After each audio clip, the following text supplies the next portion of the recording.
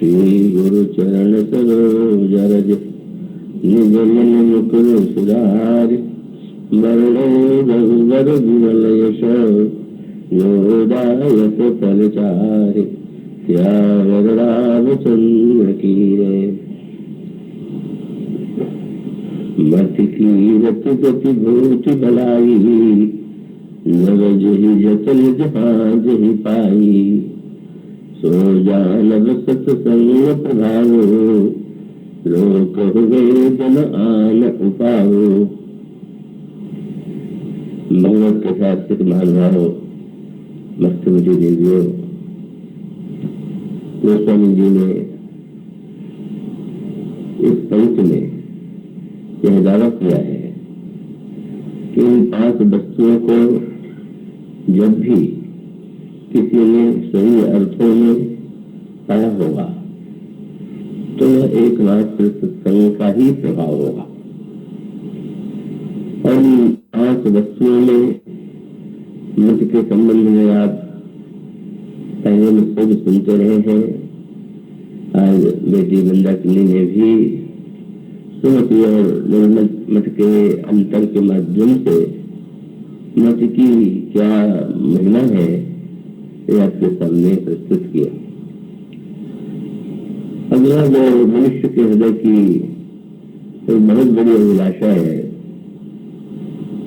और वह अभिलाषा है लोकैषणा, कीर्ति की कामना, यश की इच्छा। सुतैषणा, वित्तैषणा और लोकैषणा, ये 3 इच्छाएं व्यक्ति के जीवन में स्वाभाविक रूप से दिखाई देती है। और इन तीनों इच्छाओं के संबंध में दोनों ही प्रकार के वाक्य हमारे ग्रंथों में, हमारे साहित्य में प्राप्त होते हैं। एक और तो ये कहा गया यह जो 3 प्रकार की इच्छाएं हैं इसको गोस्वामी जी मानव रोग के संबंध में उसकी तुलना नारी से करते हैं। एक ज्वर का स्वरूप आपने देखा हो, पहले बहुत होता था कि कुछ लोग को जो ज्वर था वो नित्य नहीं आता था। 2 दिन के बाद या 1 दिन के बाद बीच में अंतराल छोड़ करके जो ज्वर या बुखार शरीर में आता है उसको तैयारी कहते थे। और तैयारी की दवा अत्यंत कठिन, क्योंकि 1 दिन तो व्यक्ति बिल्कुल अपने आप को ठीक से महसूस कर रहा है, अनुभव कर रहा है, और दूसरे दिन उसके ऊपर एक तीव्र ज्वर का आक्रमण हो जाता है।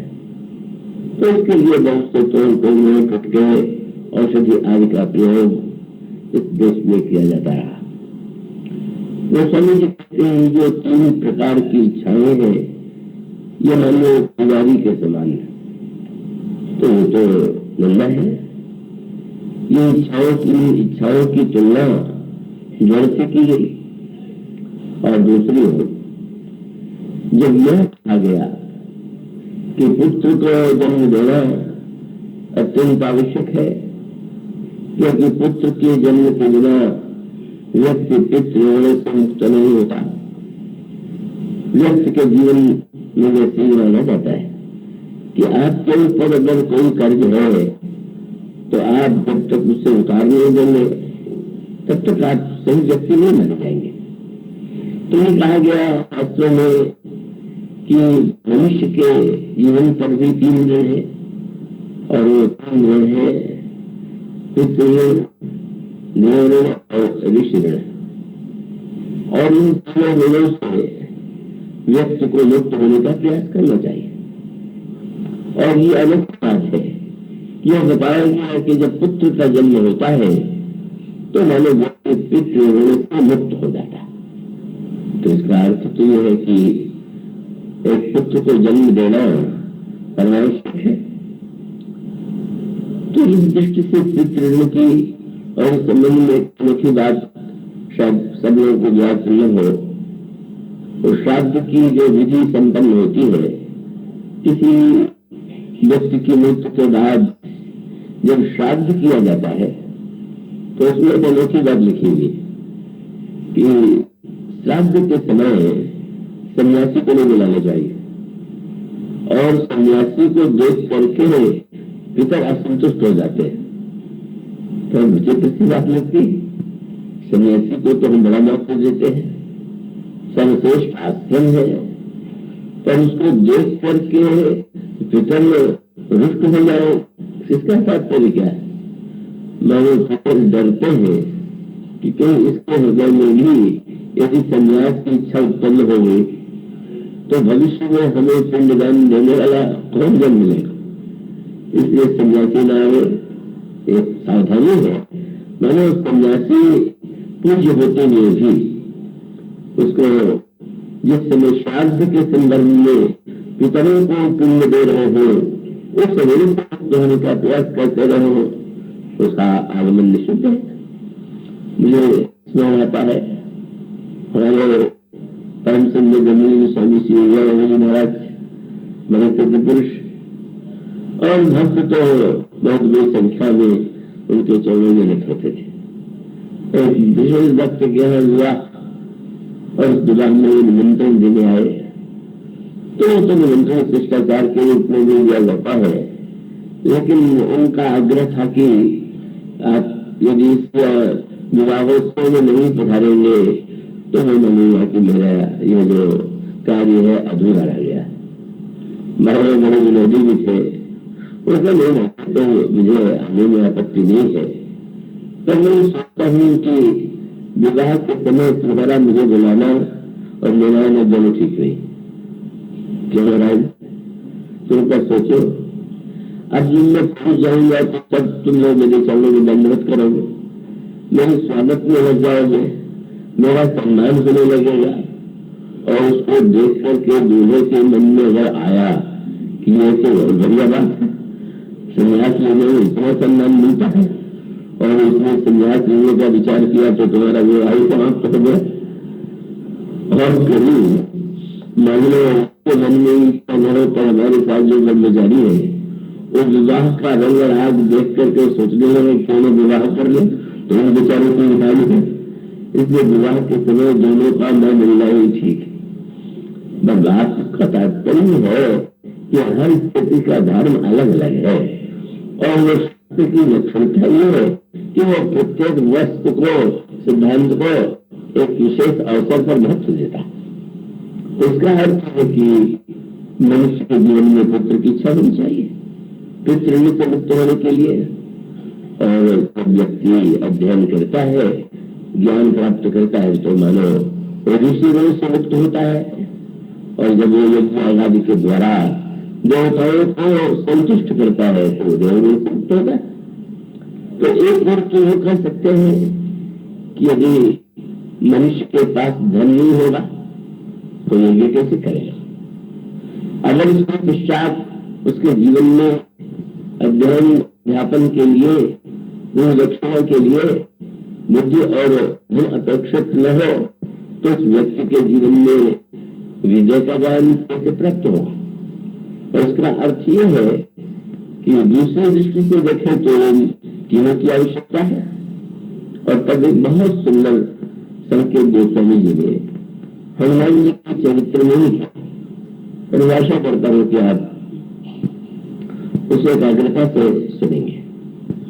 श्री हनुमान जी महाराज जब लंका की ओर जा रहे थे और देवताओं ने विचार किया कि हनुमान जी की परीक्षा ली जाए कि लंका अकेले जा रहे हैं, और अकेले जाकर के उस नगरी में जहां पर इतने सशस्त्र भगवान राक्षस ठहरी हो, और जहां नाना प्रकार के प्रलोभन हो, जहां संसार की सर्वश्रेष्ठ सुंदरियां हो और चारों ओर का दृष्टि जो है अत्यंत आकर्षक हो, क्या यह हनुमान के संभव होगा कि हम व्यावहारों को पार करें और जनक नंदिनी तक, सीता जी तक प्रभु का संदेश पहुंचाए।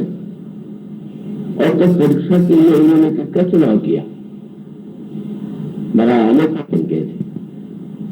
उसका नाम था तुलसा। तुलसा के द्वारा परीक्षा के लिए वो परीक्षा लेने के लिए सुरसा को भेजा गया। सुरसा कौन है? उसका परिचय देते हुए कहा गया, सुरसा नाम अहिन के माता, सुरसा सर्पों की माता है। और दूसरी ओर सुरसा ने हनुमान जी ने कहा, हनुमान जी से कहा कि मुझे देवताओं में भेजा है। इसके तात्पर्य पर केवल शाब्दिक नहीं, आध्यात्मिक अर्थ के दृष्टि से विचार करें।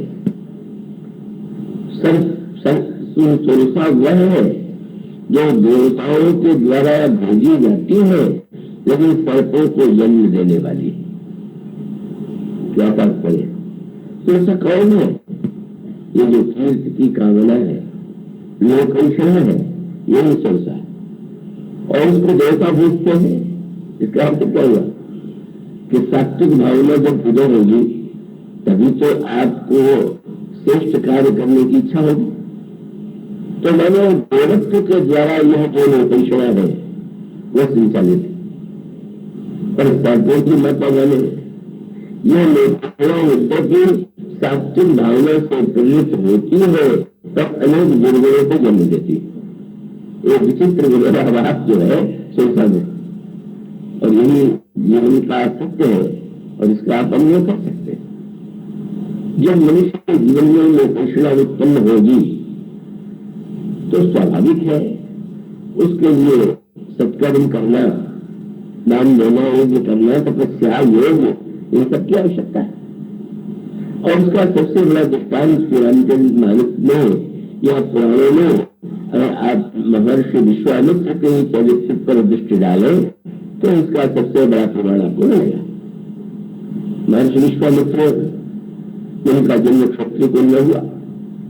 ये राज राजा के पुत्र थे और राज राजा के पुत्र के रूप में भ्रमण करते हुए एक बार वे गुरु वशिष्ठ के आश्रम में पधारते। गुरु वशिष्ठ को लगा कि इसका राजा आया हुआ है, राजा देश को सुरक्षा देता है, शांति देता है, इसलिए जब वो आश्रम में आया हुआ है तो मेरा कर्तव्य है कि उसका स्वागत करो। और स्वागत करने में उनको लगा कि लोग इतिहास तो कोई तपस्वी जैसा नहीं है कि हम इनको कल निमंत्रण दे दें। इसलिए उन्होंने अद्भुत एक दृश्य उपस्थित किया कि जितने राजा के मंत्री, सेनापति और सैनिक थे, तो जो विश्वामित्र राजा थे, उनको इतनी विलक्षण पद्धति से उन्होंने सत्कार किया। नाना प्रकार के व्यंजन परोसे गए, नाना प्रकार की सुविधाएं अर्पित की गई। उसे देख करके राजा विश्वामित्र के मन में एक आश्चर्य हुआ, कौतूहल हुआ, और उन्होंने वशिष्ठ जी से पूछा कि आप तो कुछ में रहते हैं, पर आपने इतना बड़ा सत्कार किया, ये कैसे? और तब सरल हृदय से वशिष्ठ जी ने कहा कि मेरे पास कामधेनु की कन्या नंदिनी नाम की एक गाय है आश्रम में, और उसको लक्षणता है कि उसके सामने जो भी कामना की जाए उसे पूर्ण कर देती है। तो तुम्हारा और तुम्हारी सेना का सत्कार करने के लिए मैंने नंदिनी से निवेदन किया, और उसकी कृपा से ये सारा वैभव, सारा भोग आप सबके समक्ष प्रस्तुत किया गया। और राजा के हृदय में स्वार्थ और लोभ ने जन्म लिया। और आप जानते हैं कि जब कोई व्यक्ति अपने स्वार्थ का समर्थन करना चाहता है तो तर्कों की कमी नहीं होती। बड़ी चतुराई की भाषा में व्यक्ति अपनी अगर कोई स्वार्थ की बात है तो उसको भी परमार्थ का ही रूप देने की चेष्टा करता है। इसलिए जब रामायण में गोस्वामी जी से कहते हैं, गोस्वामी जी ने पंक्ति लिखी, रावण की मृत्यु के बाद जब देवता बधाई देने के लिए आए तो गोस्वामी जी की पंक्ति है, आओ देव सदा स्वारथी, लेकिन वचन कहे जो परमारथी। देवता बधाई देने के लिए आए और बड़ी ज्ञानमयी, भक्तिमयी, गुणमयी स्तुति किया, पर गोस्वामी जी ने कहा स्वार्थी। बोलते तो ऐसी भाषा है कि लगता है कि परमार्थी, परिपक्व स्वार्थी। मेरे जी बम्बई में एक देवी गुजराती महिला ने मुझे एक गुजराती भाषा की कहावत सुनाई, मुझे वो कहावत तो भूल गई, पर उसमें इसी की और इसी भावना को प्रतिबिंबित किया गया था। और उसमें यह था कि किसी व्यक्ति ने भगवान से प्रार्थना किया कि आप यदि प्रसन्न है तो सबका भला कीजिए। सुनकर के लगा कि कितनी अच्छी ऊंची भावना है, सबके कल्याण के लिए बेचैन है। पर प्रार्थना करने वाले ने एक वाक्य जोड़ दिया, सबका भला तो कीजिए पर उसका प्रारंभ मुझसे कीजिए। कितनी विलक्षण भाषा है। परमार्थ में लगा कि सबका भला चाहता है, पर मुझसे प्रारंभ कीजिए का अर्थ हुआ कि असली इसका उद्देश्य तो है कि मेरा ही कल्याण हो, लेकिन ऐसा कहना बुरा लगेगा, इसलिए उसको भाषा का रूप देते। इसलिए ने कहा लोगों की इच्छा दम्बल, और इसी का उदय राजा विश्वामित्र के हृदय में हुआ। उनका महाराज, जब आपको कुटिया में रहना है, केवल यज्ञ करना है, घी दूध और दही आपके लिए आवश्यक है, तो लगता है कि गाय तो यहाँ उपयोगी नहीं। और सबसे अच्छा ही होगा कि अगर आप ये गाय मुझे दे दीजिए तो इसके द्वारा मैं समाज का कल्याण करूंगा, सबको सुख सुविधा प्रदान करूंगा, और आपको घी दूध दही के लिए गाय की आवश्यकता है तो इसके बदले 10,000 गाय भेज देता हूं। वशिष्ठ ने कहा कि नहीं राजन, ये जो कामधेनु है वो तो केवल आश्रम के लिए है, मुनियों के लिए है, राजाओं के लिए नहीं। और यह सत्य है।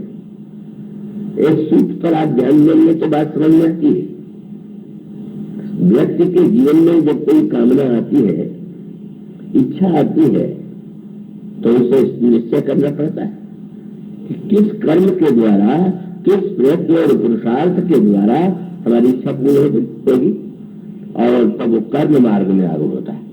हमें अगर ये पाना है, अगर ये हमारा लक्ष्य है, तो हम पुरुषार्थ करेंगे, कर्म करेंगे। पर यदि कहीं कामधेनु मिल जाए तो उसका अर्थ क्या हुआ कि करना कुछ नहीं, केवल सोचा और मिल गया तो कर्म परंपरा का तो लोप हो जाएगा। प्रत्येक व्यक्ति पुरुषार्थ से अलग हो करके केवल यही सोचेगा कि बस केवल मांगने की आवश्यकता है और वह पूरा कर देगी। इसलिए बहुत से लोगों के विषय में आता है कि वो जीवन लगा देते हैं कि सोना कैसे बनाया जाता है इसकी विधि प्राप्त हो जाए। तो सोना तो बाजार में मिलता, लेकिन उनको लगता है कि कहीं अगर हम वो ऐसा कुछ कर ले कि कोई भी धातु सोना बन सके तो मेरा कहीं हमारे पास अथाह संपत्ति आ जाएगी। मानो मनुष्य अगर कामना के साथ कर्म को नहीं जोड़ेगा तो तमोगुणी बनेगा।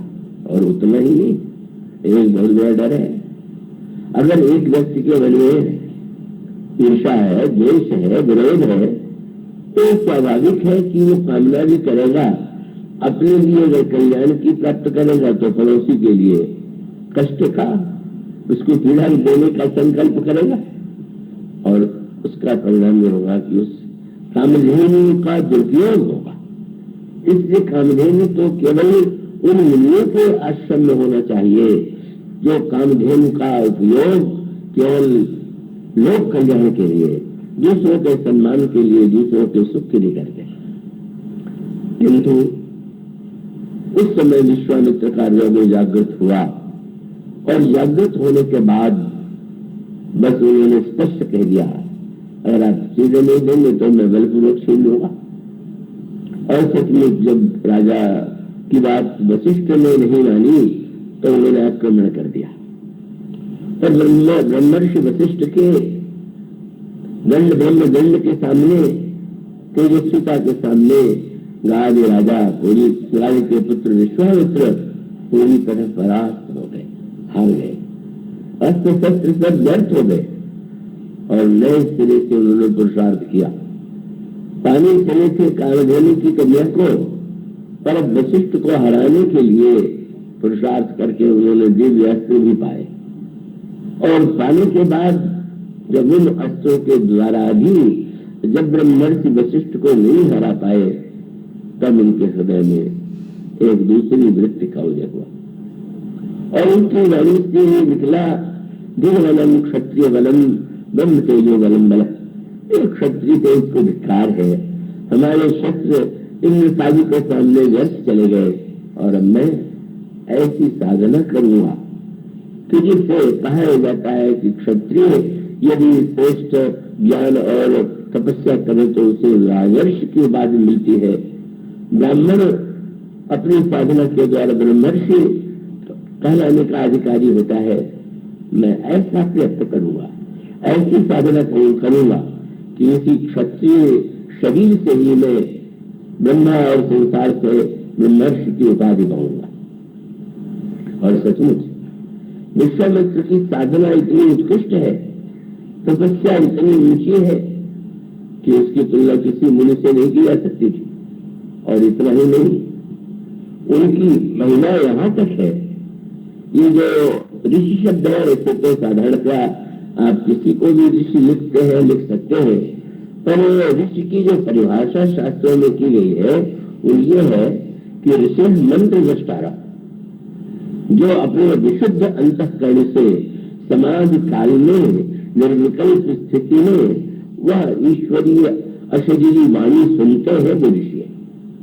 और आप जानते हैं मंत्रों में जो महानतम श्रेष्ठ मंत्र है गायत्री, उसके ऋषि विश्वामित्र।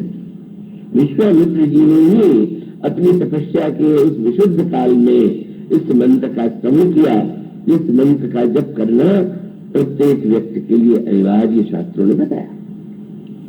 तो मानो अब इसका अभिप्राय यह हुआ कि तपस्या साधना और उसके द्वारा विश्वामित्र कितनी सफलता ऊंचाई प्राप्त कर लेते हैं कि वो नया स्वर्ग बनाने के लिए भी सक्षम हो गए। और तब यह स्थिति आने के बाद भी यह तो मानो यश पाने की इच्छा, राजर्षि से मैं ब्रह्मर्षि कहा जाऊं, यह यश की इच्छा थी। और इसे पाने के लिए उन्होंने तपस्या किया, यज्ञ किया, साधना किया, योगाभ्यास किया और जो असंभव माना जाता था वो संभव करके दिखा दिया। लेकिन अभी आपसे मैंने कहा यश की कामना प्रेरित तो होती है सात्विकता से, पर सुरसा जन्म देती थी सर्पों को। और यश की इच्छा मनुष्य के अंतःकरण में बड़े से बड़े व्यक्तियों के हृदय में कितनी बुराइयों को जन्म देती है, सारा इतिहास इसका प्रमाण है। भूतकाल वर्तमान काल सर्वदा आपको ये सत्य दिखाई देगा। और उसका मूल तत्व क्या है? वशिष्ठ सारे संसार में उन्हें ब्रह्मर्षि कह करके स्वीकार किया गया, ब्रह्मा ने उन्हें ब्रह्मर्षि के पास दिया, लेकिन विश्वामित्र उदास गंभीर बैठे हुए दिखाई पड़े। शिष्यों ने कहा महाराज आपने तो यह करके दिखा दिया जो संसार में आज तक कोई नहीं कर पाया, पर आपको देख करके लगता है कि कुछ प्रसन्नता आपको नहीं। और तब जानते हैं जो हर यश वाले व्यक्ति के जीवन में दुख दिखाई देता है, दिखाई पड़ा। तो कहा सभी भले ही मुझे ब्रह्मर्षि कहते हो, पर वशिष्ठ ने ब्रह्मर्षि नहीं कहा। हम सब कह करके भी क्या होगा? अगर ब्रह्मर्षि वशिष्ठ नहीं कहते तो कभी नहीं। और फिर वो कथाएं जो आती है कैसे दुर्गुणों का भी उनके जीवन में उदय हुआ, किस तरह से उन्होंने वशिष्ठ को कष्ट देने के लिए, परास्त करने के लिए उनके पुत्रों को भी भस्म कर दिया, श्राप दे दिया। मैंने अपनी शक्ति के द्वारा उन्होंने पराहत करना चाहा। यह जो वृत्ति विश्वामित्र के जीवन में दिखाई दी, क्या तात्पर्य उसका? कि आप योग के द्वारा, समाधि के द्वारा, तपस्या के द्वारा ऊंची से ऊंची स्थिति प्राप्त कर लेने के बाद भी अगर आपके अंतःकरण में यश की इच्छा है तो यश की इच्छा के साथ ये समस्या अवश्य है। कोई यशस्वी आज तक ऐसा नहीं हुआ कि जिसकी निंदा नहीं हुई, आलोचना नहीं हुई। वो तो बेचारी केवल एक ही वशिष्ठ के करने से ही दुखी हो गए, वो करने से दुखी हो गए। और तब कौन सी बातें तो विश्वामित्र के जीवन में आई। और उसमें प्रसिद्ध गाथा है कि अंत में उनको लगा कि किसी प्रकार से वशिष्ठ की मृत्यु हो जाए तो फिर संसार में सभी लोग मुझे ब्रह्मर्षि कह करके पुकारेंगे। तो मानो ये लोकेशन जो कि यश की इच्छा है, इसका सबसे दुर्भाग्यपूर्ण पक्ष ये है कि यश की इच्छा अगर न हो तो व्यक्ति अच्छे कार्य नहीं करेगा। पर यश की इच्छा आप ही तो नहीं करेंगे, दूसरे में भी तो यश की इच्छा होगी, और जब उनमें यश की इच्छा होगी तो होगी, और होने के बाद फिर लगता है हमारा यश बढ़े और दूसरे का यश घटे। और ये पद तो बहुत मधुर है जिसको भक्त लोग बड़े प्रेम से गाया करते हैं। आशा एक राम जी से सारी आशा छोड़ दे, है तो बहुत अच्छा। और भगवान राम भी यही कहते हैं कि वो दास कहाई नर आशा, करे तो कहो कहाँ विश्वासा। लेकिन वह आशा व्यक्ति नहीं छोड़ सकता है, ताड़का को प्रभु ही मार दे। भगवान जीव के हृदय में इस दुराशा को समाप्त कर दे, यह उनकी कृपा से संभव है। इसीलिए विश्वामित्र ने कहा सब मैंने तो कर डाला, लेकिन ये दुराशा मालिक और दो तारका को तो हम कुछ नहीं कर पा रहे। तब लगा कि हरि गुरु मरीज निश्चर पापी, प्रभु के बिना ये निशाचर नहीं मर पाते। और कितनी बढ़िया बात है, सचमुच उनका जीवन बदल गया। इतने बड़े बड़े त्याग तपस्या और बड़े ऋषित्व के बाद भी सब आया भगवान के बिना। भगवान कहाँ? आश्चर्य हुआ, भगवान का तो अवतार हो गया। अवतार शब्द से चौंकने की आवश्यकता नहीं, अवतार शब्द से लोग घबरा जाते। पर याद रखिएगा, क्या रामायण में तो रावण के लिए शब्द लिखा हुआ, कैसे बहुत रावण अवतारा। श्री राम का ही अवतार नहीं होता है, रावण का भी अवतार होता है। किसी ने कहा इसका अर्थ हुआ कि रावण तो पार्षद था इसलिए उसको अवतार लिखते हैं। नहीं नहीं, एक अवतार ये भी होता है। वो अवतार तो आजकल समाज में सबसे ज्यादा क्या, कुछ लोगों का स्वभाव होता है कि निंदा करना, और निंदा में किसी को छोड़ते नहीं। तो पूछा गया जो सबकी निंदा आलोचना करते हैं अगले जन्म में क्या होते हैं? तो व्यंग में वो स्वामी ने लिखा, सबके निंदा जे जड़ करही ते चमगादड़ होए अवतरही। वो लोग चमगादड़ होकर के अगला जन्म लेते। बहुत भयानक उसकी व्याख्या है, वो मैं नहीं करूंगा। चमगादड़ होने की विकृति क्या है? अवतार माने नीचे उतरना, और नीचे उतरने का अर्थ ये आप सीढ़ी से नीचे उतरे, ये भी नीचे उतरना है, और फिसल के नीचे गिर जाए वो भी नीचे उतरना। आप स्वेच्छा से उतरते हैं, आवश्यक है, पर आप फिसल के गिर जाते हैं तो ये तो आपका अवतरण जो है आपके लिए महान घातक है। और इसलिए मानो अंततो गत्वा महर्षि को यह जब अनुभव होता है कि भगवान ने अवतार लिया और वो भी क्षत्रिय के घर में, तो सोचने लगे क्या ये हजारों वर्ष ब्राह्मण कहलाने के लिए मैंने जो परिश्रम किया इसका कोई अर्थ है क्या? अगर भगवान क्षत्रिय घर में जन्म ले सकते हैं तो यही अच्छा था कि मैं क्षत्रिय अपने को मानता रहता। मानो व्यर्थता लगने लगी। क्या रखा है ब्रह्मर्षि कहलाने में? इसलिए आप देखेंगे कि विश्वामित्र जी सबसे अधिक बाद में प्रसन्न जब कोई कहे ये कि आप ऋषि विश्वामित्र है, मुनि विश्वामित्र है, तो नहीं प्रसन्न होते थे। कोई कहते कि आप गाजे राजा के पुत्र है, वो स्वामी जी ने यही उपाधि अंत में उनको दिया। विवाह के बाद जब आए और जाने के बाद विदा लेकर के चलने लगे, महामुनि नहीं, ब्रह्मर्षि नहीं, तब राम रूप भूपति भगति व्याह उछाह आनंद जात सराहत मन ही मन मुदित गाधिकुल चंद। मानो वो उच्च वर्णों में प्रविष्ट होने की, ब्रह्मर्षि कहलाने की वासना नष्ट हो गई, आशा नष्ट हो गई। और साथ साथ वशिष्ठ जिनसे इतना विरोध था, जिनको नीचा दिखाने की इतनी वृत्ति थी, किसी अनूठी बात है। ऐसे व्यक्ति के घर में भगवान ने अवतार दिया जिसके पुरोहित तो वशिष्ठ है। जाना ठीक है कि नहीं? नहीं नहीं, अवश्य जाएंगे। भगवान को पाने के लिए मैं पुनः जाऊंगा।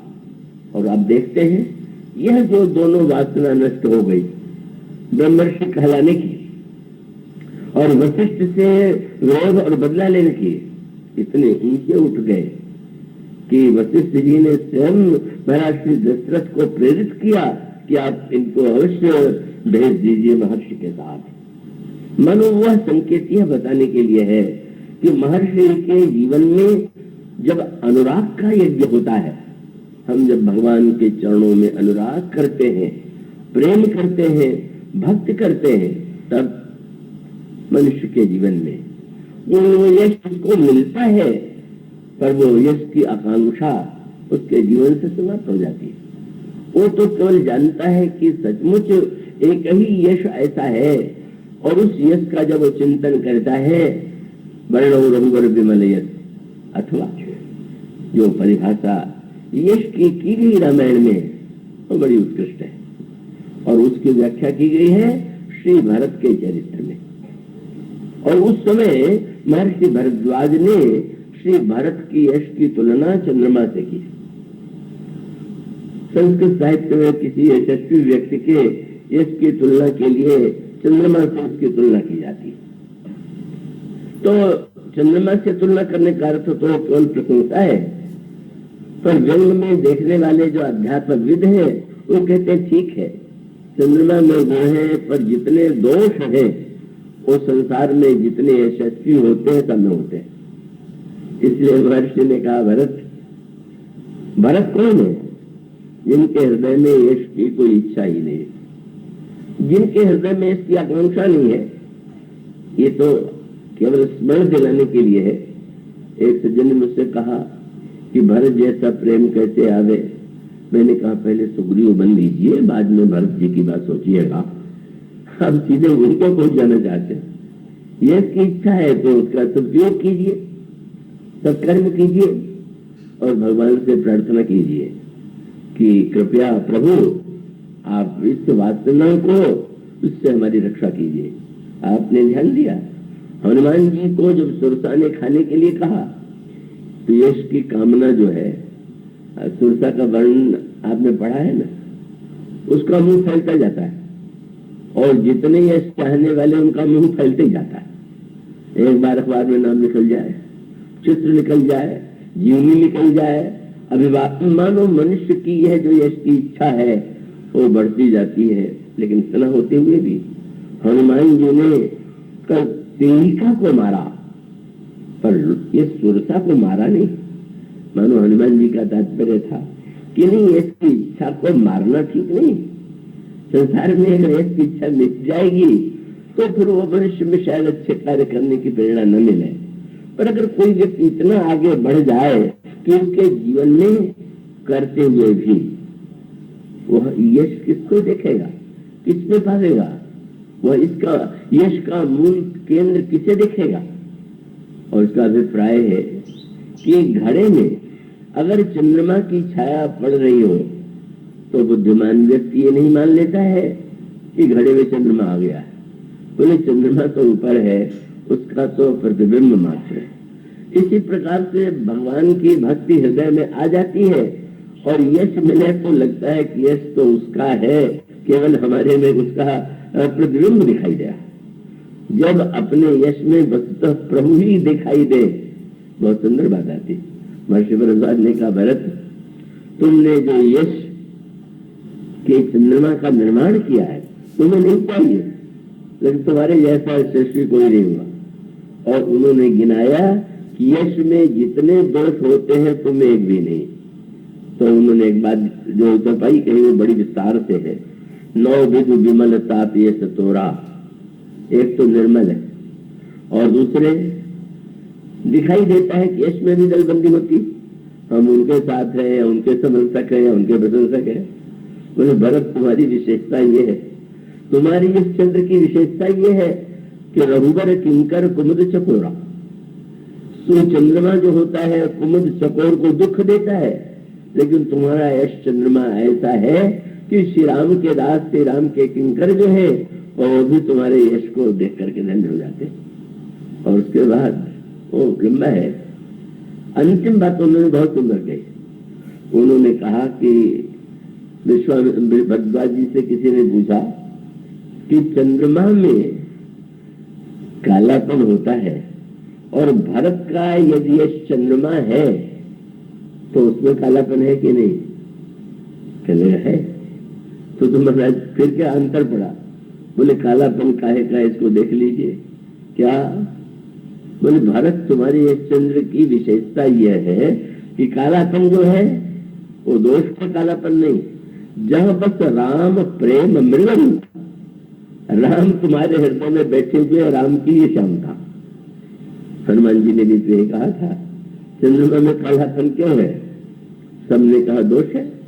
श्री हनुमान जी ने कहा नहीं नहीं, कहा हनुमंत सुनो प्रभु सच तुम्हार प्रिय दास, तो मूर्ति विदूर बसती सोई श्यामता आभास, सोई श्यामता आभास। मानो जब यह ज्ञात हो जाता है कि यश तो एकमात्र प्रभु का है, व्यक्ति में तो उस यश की एक छाया, एक किरण, उसका प्रतिबिंब हो रहा है, और जब इस सत्य को जान ले तो वह जो उसका यश होता है उसके जीवन में प्रभु के प्रति कृतज्ञता को जन्म देता है। इसलिए गोस्वामी जी ने लिखा है कि श्री भरत ने जब श्री भरत जी ने जब प्रयाग में प्रवेश किया तो दोनों ओर ब्रह्मचारी, वानप्रस्थ, गृहस्थ, सन्यासी खड़े होकर जो स्वागत करते हैं।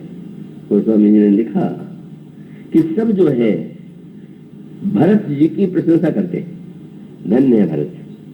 गोस्वामी जी कहते हैं बटु तापस बन गृही जितने हैं सबके सब श्री भरत की प्रमुदित तीर्थ राज निवासी, बैखानस बटु गृही उदासी।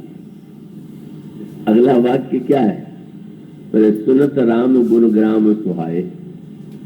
भरत जी को अपनी प्रशंसा नहीं सुनाई दे रही, वो कर रहे हैं भरत जी की प्रशंसा, और भरत जी को सुनाई दे रही कि श्री राम की प्रशंसा।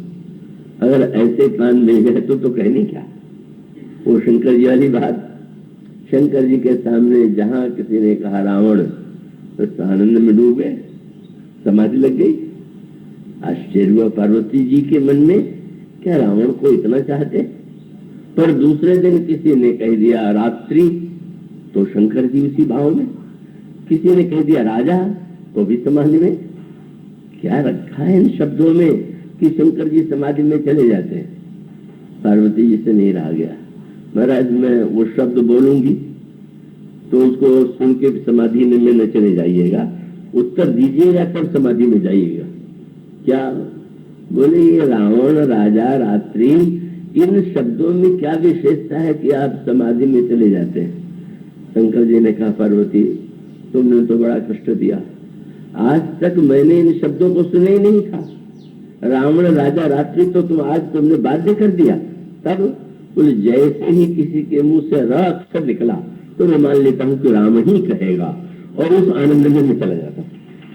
रकारा दीनी नामानी पूर्णता मम पार्वती, मन प्रसन्नता मियाती, राम नाम विशंख्या।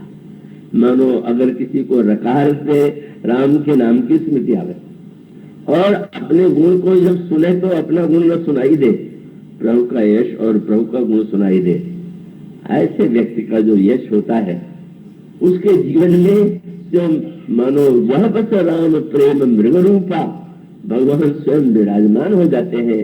श्री भरत के हृदय की उनकी जो दिव्य यशस्वता है, उसकी विलक्षणता ये है कि उसमें मात्सर्य का तो प्रश्न ही नहीं। लक्ष्मण के छोटे भाई हैं, लेकिन भगवान राम जिस समय चित्रकूट में श्री लक्ष्मण से कहने लगे, लक्ष्मण मैं पिताजी की शपथ लेता हूं और तुम्हारी भी आन लेता हूं। क्या? बोले भयउन भुवन भरत सम भाई, भरत जैसा कोई भाई हुआ ही नहीं।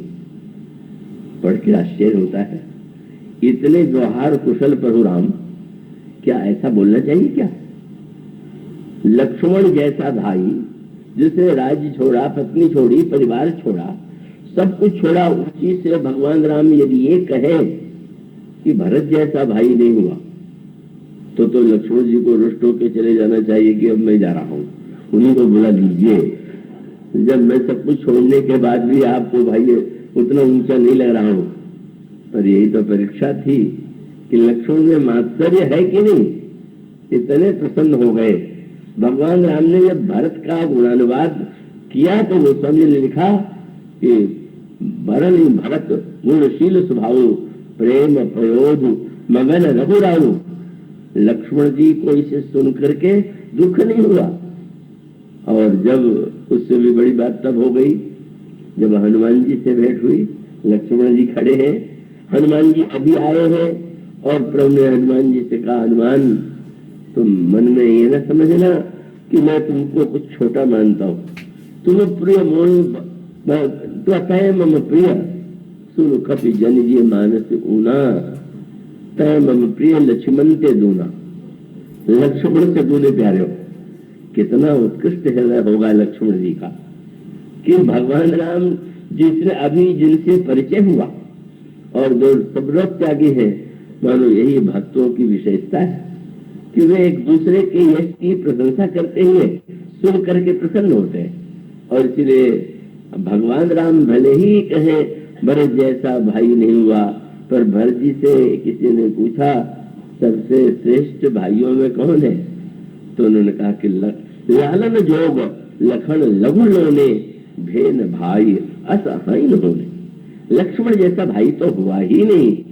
मानो जब सत्संग करने वाले व्यक्ति के जीवन में ये इच्छा आवे और तब वो इन भक्तों का स्मरण कर ले कि सचमुच यश का उद्देश्य क्या है, और उस समय अगर हमारे अंतःकरण में सत्संग का प्रभाव होगा तो हम उस यश को मात्सर्य की दिशा में नहीं, ईर्ष्या की दिशा में नहीं, अब तो यह मान करके कि यश तो केवल प्रभु का है, हम तो केवल उसके एक क्षणिक एक प्रतिबिंबित करने वाले पात्र मात्र हैं। इसलिए गोस्वामी जी कहते हैं इन पांचों वस्तुओं को सचमुच केवल सत्संग से ही पाया जा सकता है। और उसके बाद की चर्चा कल करेंगे। बोलिए सियावर राम।